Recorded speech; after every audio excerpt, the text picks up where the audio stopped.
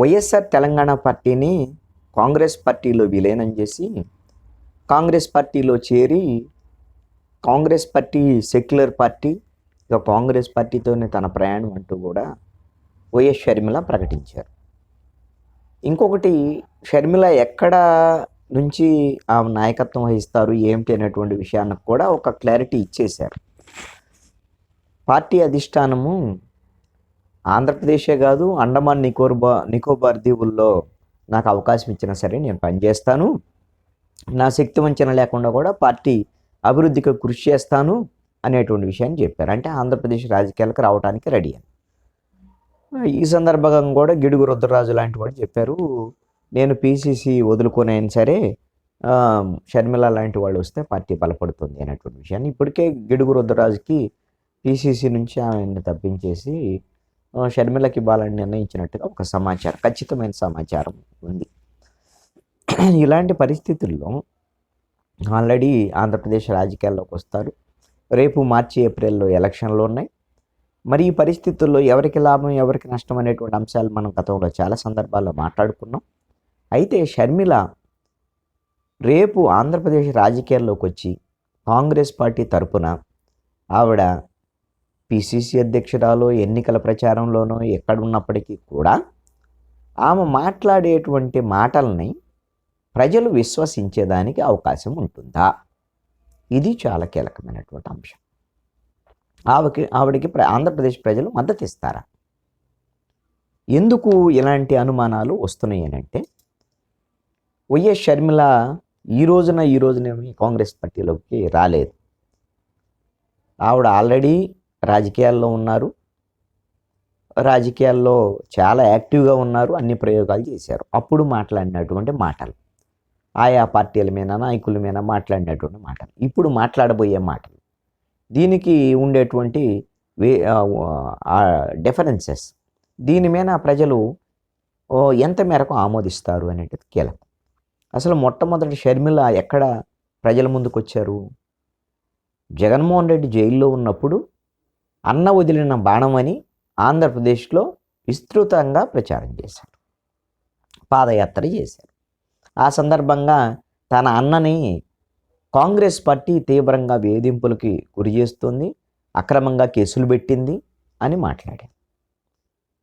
మరి ఇప్పుడు అదే షర్మిల కాంగ్రెస్ పార్టీలో చేరిన తర్వాత రాజశేఖర్ రెడ్డి బొమ్మ సాక్షిగా ఆవిడ చెప్పినటువంటి అంశం ఏమిటి?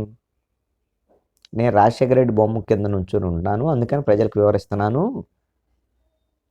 రాజశేఖర రెడ్డి పేరుని ఎఫ్ఐఆర్లో చేర్చడం విషయంలో సోనియా గాంధీ వాళ్ళ పాత్ర లేదు, కాంగ్రెస్ పాత్ర లేదు, వాళ్ళు నాతో చెప్పారు అని వివరించారు. దీన్ని నమ్ముతారా ప్రజలు? జగన్మోహన్ రెడ్డి, విజయమ్మ, షర్మిల, వాళ్ళ కుటుంబం మొత్తం కాంగ్రెస్ పార్టీ వేధింపులకు గురి చేస్తే మేము పార్టీ పెట్టుకోవాల్సి వచ్చింది, జగన్మోహన్ రెడ్డి మీద అక్రమంగా కేసులు పెట్టారు, రాష్ట్రం అంతా తిరిగి నువ్వు పాదయాత్ర చేసి ఆంధ్రప్రదేశ్లో చెప్పావు కదా, ఇప్పుడు అవి కాదు అని చెప్తే నమ్ముతారా? కాంగ్రెస్ మీద అప్పుడే కాదు, మొన్న తెలంగాణలో వైఎస్ఆర్ తెలంగాణ పార్టీ పెట్టి తిరిగేటప్పుడు కూడా కాంగ్రెస్ మీద తీవ్రమైన విమర్శలు చేశారు. రాజశేఖర రెడ్డిని ఇబ్బందులకు గురి చేశారని, రేవంత్ రెడ్డి పాదయాత్ర మీద కూడా విమర్శలు చేశారు. ఇప్పుడు అది విపరీతంగా ట్రోల్ అవుతూ ఉంటుంది. పాదయాత్ర అంటే పాదాల మీద నడిచే యాత్ర అని ఒక ట్రోల్ అవుతూ ఉంటుంది.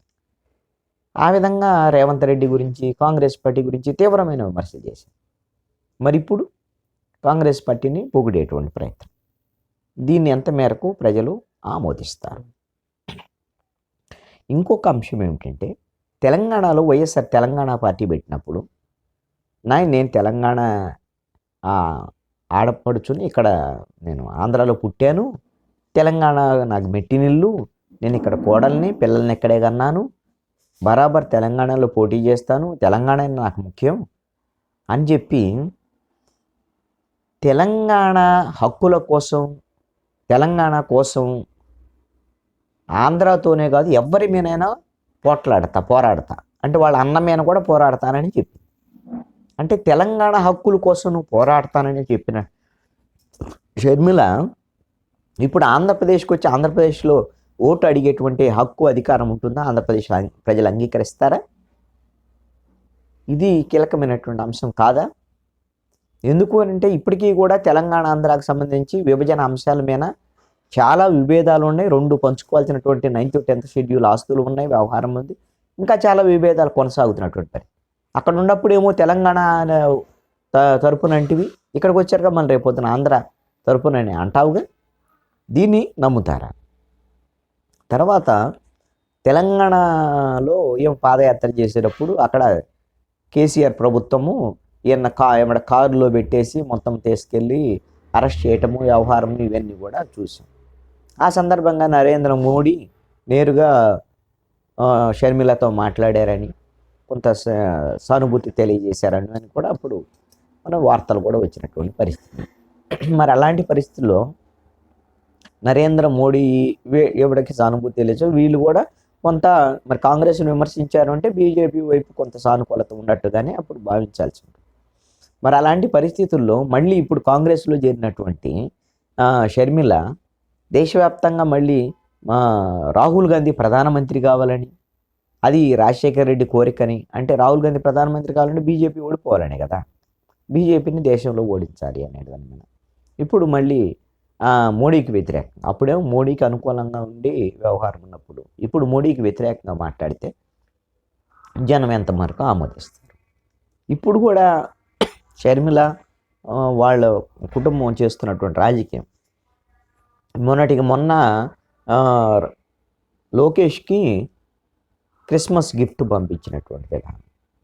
మరి క్రిస్మస్ గిఫ్ట్ పంపించారు అంటే మేము ఆంధ్ర రాజకీయాల్లోకి వస్తున్నాం, జగన్మోహన్ రెడ్డికి వ్యతిరేకంగా వస్తున్నాం, మీకు ఉపయోగపడిద్ది అనేటువంటి విధంగా ఇండైరెక్ట్గా వీళ్ళతో తెలుగుదేశం వాళ్ళతో కాంటాక్ట్లో ఉన్నాడు క్రిస్మస్ గిఫ్ట్ పంపించడం అంటే.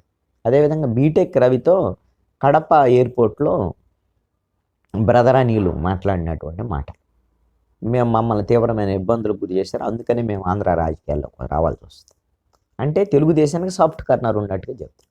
మరి ఇలాంటి తెలుగుదేశానికి సాఫ్ట్ కార్నర్ ఉన్నట్టు చెప్పేటువంటి వీళ్ళు రేపొద్దున కాంగ్రెస్ పార్టీ తరఫున షర్మిల వైఎస్ఆర్ కాంగ్రెస్ పార్టీ ప్రభుత్వాన్ని విమర్శిస్తారు. మరి అలాగా తెలుగుదేశంతో పొత్తు అయితే ఉండదు, వాళ్ళు బీజేపీతో పొత్తులోకి వెళ్తున్నారు. మరి గత తెలుగుదేశం ప్రభుత్వ వైఫల్యాలను కూడా ప్రశ్నించడానికి అవకాశం ఉంటుంది.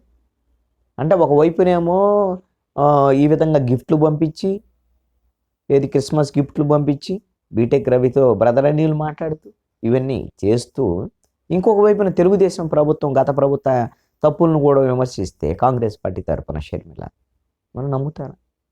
అంటే షర్మిల అవకాశవాదంగా ఏ సమయంలో ఎలా మాట్లాడుతున్నారు, ఎక్కడ ప్లాట్ఫామ్ ఉంటే అక్కడ ఏ విధంగా మాట మారుస్తున్నారు. అంటే రాజకీయ నాయకులు అంటే ఊసర వెళ్ళి తరహాలో రంగులు మారుస్తారు అని అంటారు, కానీ మరి ఈ విధంగా షర్మిల లాగా ఇంత తక్కువ సమయంలో ఒక 10 ఏళ్లలో ఇన్ని రంగులు మార్చేటువంటి రాజకీయం చేస్తున్నటువంటి షర్మిల రాజకీయాల్లో సక్సెస్ అయితే అవ్వచ్చేమో, కానీ షర్మిల మాటలనే నమ్మేదానికి అవకాశం ఉంటుందా? ఇది కొంచెం నిశ్చితంగా పరిశీలిస్తే ప్రజలు, ఎందుకంటే ప్రజలు అమాయకులు కాదు, ప్రజలు అన్ని అంశాలను గమనిస్తూ ఉంటారు. షర్మిల మాటలను కూడా ఈ విషయాల్లో మరి ఈ విధమైనటువంటి స్టేట్మెంట్స్ సమయానుకూలంగా సందర్భోచితంగా ఉన్నటువంటి పరిస్థితులను కూడా ఆవిడ మాట మారుస్తున్నటువంటి తీరుని ప్రజలు ఆమోదించేదానికి అవకాశాలు తక్కువగా ఉంటాయి.